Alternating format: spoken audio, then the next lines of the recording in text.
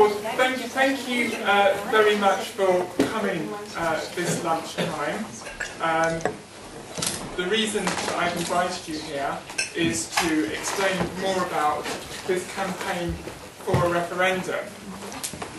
Now, no one under the age of 53 has ever had a say on our relationship with the European Union, common market, etc., etc.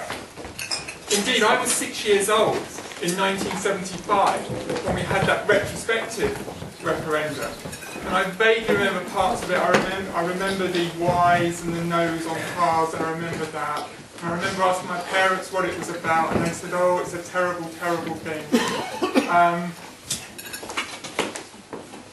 But little did I know, or my parents know, or people of those generations knew what a life-changing and what an effect it would have on our country, that we would become a province of a European Union, a move towards a federal superstate. That in 1992, a Maastricht Agreement would make us citizens of the European Union, which was a fundamental constitutional change. And under a conservative government, a party that is supposed to stick up for our rights and our heritage, that they signed away our birthright. And it was at that time that I became involved and saw a problem with the way that the Conservative Party was going, and indeed our relationship with the European Community, as it was then, as Maastricht made it, the European Union.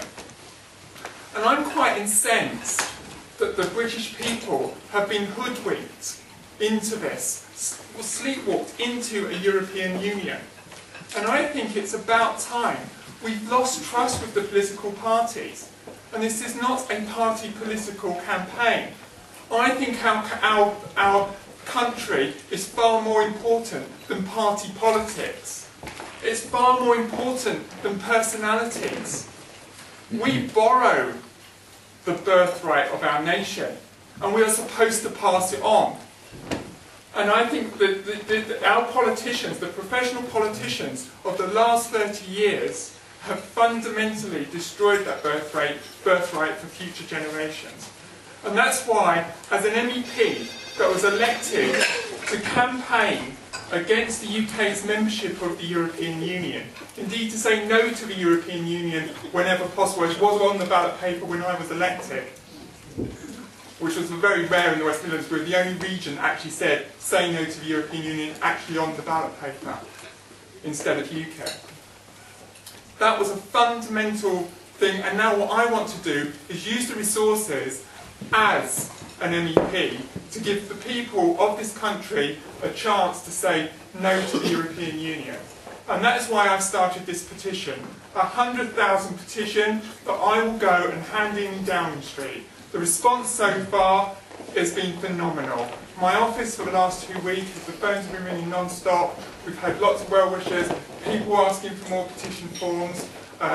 One lady in Kent has actually signed 15 forms within a couple of days. She's just gone door to door and she's not had one refusal. So that's what we need to do. We can no longer, it's fine. We're pretty much all members of UKIP here. That's fine, or the Conservative Party, there's some Conservative Party members here, etc. That's fine, working within political parties. But as I said, this issue is far more important. And we need to do whatever we can do. Let's not be, when I'm finally on my deathbed, whenever that may be, I want to go with my deathbed, whether if we failed or succeeded, knowing that I gave absolutely everything I could. I don't want one single regret.